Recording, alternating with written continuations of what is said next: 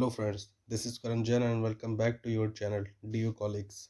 आज हम educational discipline subject के लेसन नंबर 1 वीडियो के लिए आए हैं, जो भारत में उपनिवेशवाद और आधुनिक शिक्षा का आरंभ है। इस चैप्टर का ये सेकंड पार्ट है। फर्स्ट पार्ट हम पहले अपलोड कर चुके हैं। फर्स्ट पार्ट की वीडियो का लिंक मैं डिस्क्रिप्शन में डाल दूंगा, तो आप वहाँ से चेक कर सकते हैं।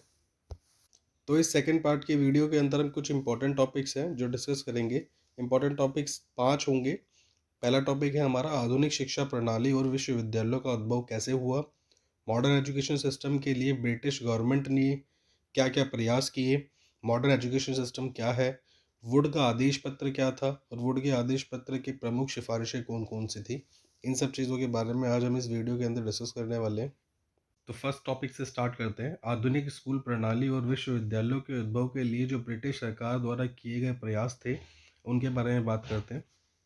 इंडिया में मॉडर्न सिस्टम ऑफ एजुकेशन के डेवलपमेंट की स्टार्टिंग 1813 में चार्टर एक्ट जो था उससे शुरू हुई थी, जिससे कॉलोनियल रूलर्स या जो औपनिवेशिक शासक थे, उन्होंने ट्रेडिशनल मेथड को नकार दिया और उसकी जगह पर खुद के बनाए हुए एजुकेशन सिस्टम को स्थापित कर दिया, जिसके कारणवश जो ट्रेडिशनल सिस्टम ऑफ एजुकेशन के अंदर पोटेंशियल था वो ख़त्म हो गया। इनिशियल स्टेजेस में कंपनी के ऑफिसर्स ने ओरिएंटल ट्रेनिंग को संरक्षण दिया। उसमें से कुछ ब्रिटिश ऑफिसर्स ने ओरिएंटल एजुकेशन को सीखने और प्रमोट करने की इच्छा भी थी। जो लोग प्राच्य विद्या या ओरिएंटल लर्निंग के फेवर में थे और इसे प्रमोट करने के पक्ष में थे, उन्हें प्राच्यवादी कहा गया। 18th एंड 19th सेंचुरीज में ओरिएंटलिस्ट स्कूल ऑफ एजुकेशन ने एशियन सोसाइटीज़ की लैंग्वेजेस, उनके literatures, histories, religions, philosophies, laws और आर्ट्स पर जोर दिया। उसके बाद वॉरेन हेस्टिंग ने कलकत्ता मदरसा की स्थापना मुस्लिम अध्ययन के लिए की, जिसके कुछ सालों बाद 1784 में विलियम जॉन्स ने वॉरेन हेस्टिंग की हेल्प से एशियाटिक सोसाइटी ऑफ बंगाल की स्थापना की। जोनाथन डक्कन ने 1791 में बनारस संस्कृत कॉलेज की स्थापना की। इन सभी इंस्टीट्यूशंस की हेल्प से मनुस्मृति का कालिदास के द्वारा रचित शकुंतलम, संस्कृत डिक्शनरी और हिंदू लॉज को इंग्लिश में ट्रांसलेट किया गया, जो ब्रिटिशर्स के लिए हेल्पफुल बने। 1813 के चार्टर अधिनियम में कंपनी को निर्देश दिए गए थे कि मॉडर्न एजुकेशन और साइंस नॉलेज को प्रमोट करने के लिए ईयरली 1 लाख रुपए का भुगतान किया जाएगा। उसके कुछ समय बाद 1817 में कुछ बंगालीज ने कलकत्ता कॉलेज को सेटअप किया, क्योंकि उनका purpose western humanities and science के थ्रू इंग्लिश एजुकेशन को बढ़ावा देना था। यह इंडिया में ब्रिटिशों के ज़रिए एजुकेशन सेक्टर के अंदर सबसे महत्वपूर्ण काम था। प्राच्यवादी ये मानते थे कि इंडियंस को ट्रेडिशनल एजुकेशन देनी चाहिए। वहीं जो अंग्रेजीवादी थे, उनका ये कहना था कि इंडियंस बैकवर्ड स्टेजेस में हैं और इन्हें इंग्लिश लैंग्वेज के थ्रू उन्हें वेस्टर्न एजुकेशन देना एकमात्र उपाय है जिससे वह अधिक सक्षम हो सकते हैं। तो इस प्रॉब्लम को सॉल्व करने के लिए गवर्नर जनरल विलियम बेटिक ने थॉमस मैकॉले को general committee of public instruction का चेयरमैन बना दिया और इसके बाद मैकॉले ने अपने फेमस विवरण पत्र प्रस्तुत किया। हमारा नेक्स्ट टॉपिक है आधुनिक शिक्षा प्रणाली, modern education system. Thomas Macaulay ने 1830 के दशक में इंग्लिश लैंग्वेज के साथ मॉडर्न एजुकेशन सिस्टम को भारत में लाने का काम किया था। जो करिकुलम या जो सिलेबस था वो मैथमेटिक्स और साइंस जैसे मॉडर्न सब्जेक्ट तक ही सीमित था और उसके अनुसार मेटाफिज़िक्स और फिलॉसफी को अननेसेसरी कंसिडर कर लिया गया था। उसे ये लगता था कि ये सब्जेक्ट जो है वो इम्पॉर्टेंट नहीं है। मेटाफिज़िक्स और फिलॉसफीज़ की बजाय वो मैथमेटिक्स और साइंस पर जोर देता था। थॉमस मैकॉले के विवरण पत्र की कुछ प्रमुख विशेषताएं हैं जिनके बारे में हम पढ़ लेते हैं। पहली विशेषता, शिक्षा का माध्यम अंग्रेजी होना। मैकॉले के अनुसार मीडियम ऑफ इंस्ट्रक्शंस या शिक्षा का माध्यम बनाने के लिए जो इंडियन लैंग्वेजेस थी वो मैकॉले को पुअर और क्रूड या अपरिपक्व लगती थी।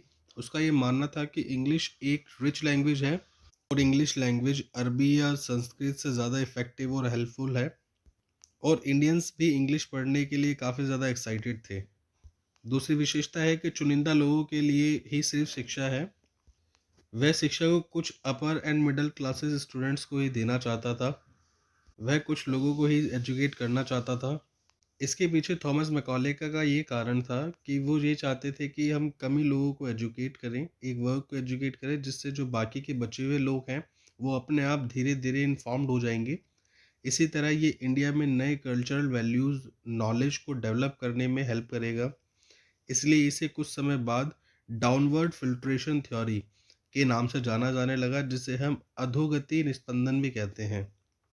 थॉमस मैकॉले के विवरण पत्र की तीसरी प्रमुख विशेषता यही थी, एम ऑफ एजुकेशन, शिक्षा का उद्देश्य। मैकॉले का मेन पर्पस इंग्लिश माध्यम से इंग्लिश एजुकेशन को प्रमोट करना था। मैकॉले ने कहा भी है कि इंडियंस को यह सीखना चाहिए कि हेल्थ के लिए क्या इम्पोर्टेंट है और क्या नहीं। यह इंग्लैंड की ड्यूटी थी। मैकॉले लोगों को ऐसा वर्ग बनाना चाहते थे जो by blood bye colour Indians हो, बट अपने टेस्ट, अपने मॉरल वैल्यूज़, अपने ओपिनियन में वह अंग्रेज की तरह हो। नॉर्थ वेस्ट प्रांतों के लेफ्टिनेंट गवर्नर जेम्स थॉमसन ने देशी भाषाओं के माध्यम से विलेज एजुकेशन को डेवलप किया। इसका मेन पर्पस वहाँ के लोगों को तैयार करना था ताकि वह सभी रेवेन्यू डिपार्टमेंट और नए बने public work department PWD work में एम्प्लॉय के तौर पर काम कर सके।